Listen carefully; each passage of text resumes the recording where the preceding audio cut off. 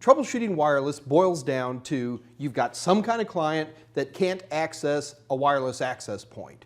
Now that access could be I just can't get on it at all, or it could be you'd have a really low signal, or it could be intermittent.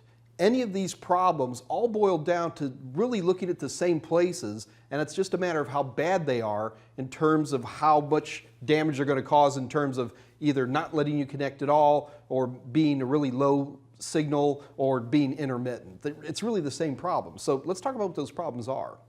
Probably one of the big first issues you run into more than anything else is, well, you didn't configure it right. It surprises me how often, for example, if you set your wireless access point up so that you're not broadcasting an SSID, it's easy to do little silly things like changing one letter in the SSID or typing WPA instead of WPA2, and it's going to prevent you from going on. So first of all, make sure your configuration's right. The second big issue is going to be antennas. Everybody loves playing with the antennas on their wireless access points, and you really should. But in general, wireless access point antennas, especially these that kind of poke straight up, tend to want to be in this straight up motion. The reason for that is when these guys are pointing straight up, their default signal that they make kind of looks like, imagine a bagel and stomping on it really hard. And that's kind of what the signal looks like. And people can tweak these a little bit, especially, for example, if you've got a second floor you're trying to get to or something like that, you can experiment with these a little bit. One of the things that's interesting to me is that people think they need special tools for wireless. There are two things that you want to know ahead of time. Number one, what wireless networks are out there? That helps us get an idea of, for example, if we got a whole bunch of wireless networks that are all on channel 6, when we're setting up a WAP, we can avoid that. And the second thing is, how strong are these signals? Now, there are tools out there to do it, but to be honest with you, most clients that come with Windows today do a pretty good job of measuring both of those things. Let me show you what I mean. All we have to do is come in here on the client, and we can take a look at all of these individual signals. So we see what is out there, and we can see their relative strengths. The only downside to this is it doesn't give channels. Well, if you're really looking for tools, there are plenty of tools out there. I'm not going to name any one particular one, but I will tell you this, they're all good and they're all free, and there are tons of them. You can put them on iPhones, there's Windows-based clients, there's all kinds of basically location or site survey or prospecting tools that will give you a list and help you make a lot of determinations like that.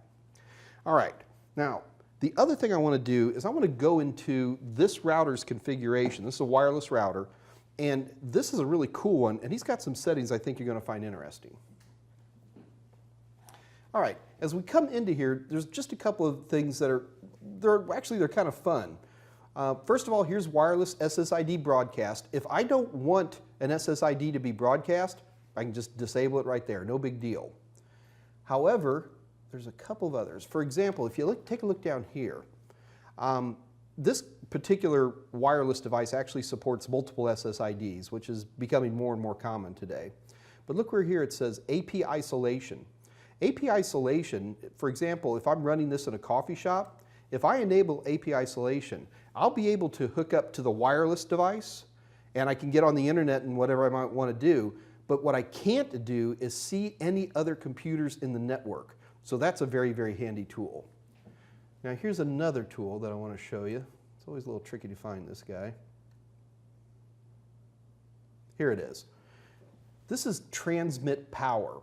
By default, the vast majority of wireless access points out there do not transmit as hard as their radios will possibly allow them. Now, in order for me to get a setting like this, I actually had to install this tool called DD-WRT. So I literally replaced the firmware on my router with this, and it gives me a lot of extra features.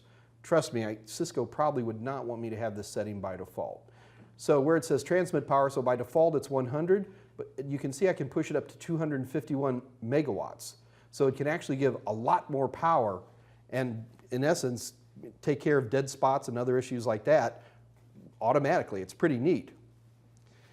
Be careful with tools like DD-WRT. One of the funny things is you can go in here and you basically turn the knob up to 11, and suddenly you discover that you could be sitting outside your house or outside your neighbor's house or 2 blocks down even, and you're actually still getting signal. And sometimes the bigger you are, the more interesting you are. So what's also kind of fun with these tools is they're also good for turning down the power.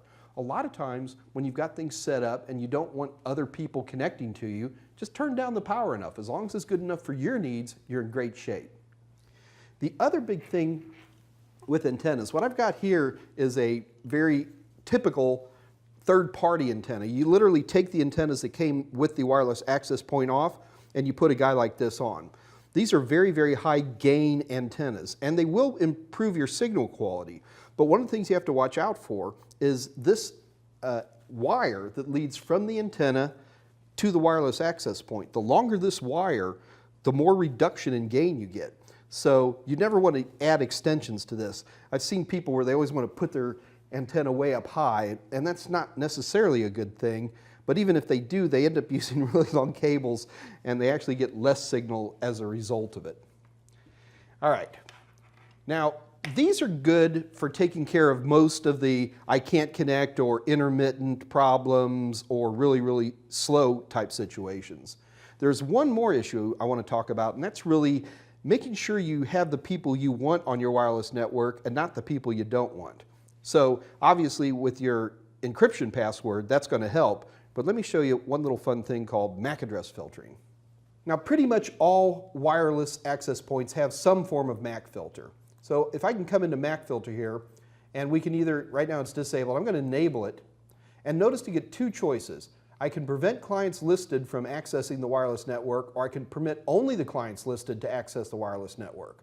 So usually we tend to do a permit only the clients listed, so we can edit the list, and now you have to type in the MAC addresses of all the people who you want to have on your network, which can be onerous. So most of them will have a list like this where you can have, like, for example, connect your laptop, it'll see the active client and you can add it to the list automatically. Personally, I'm not a big fan of this whole MAC address stuff. It's on the CompTIA objectives, so I'm telling you about it, but in general what I've discovered is that it's a real pain, and worse than that, people will suddenly show up and you want to let them get on your network and you have to go into your router and reconfigure it and stuff like that. There's a lot easier things to do. For example, with a good router, set up a secondary SSID that you can turn off and turn on whenever you want to. Little things like that make life a lot easier.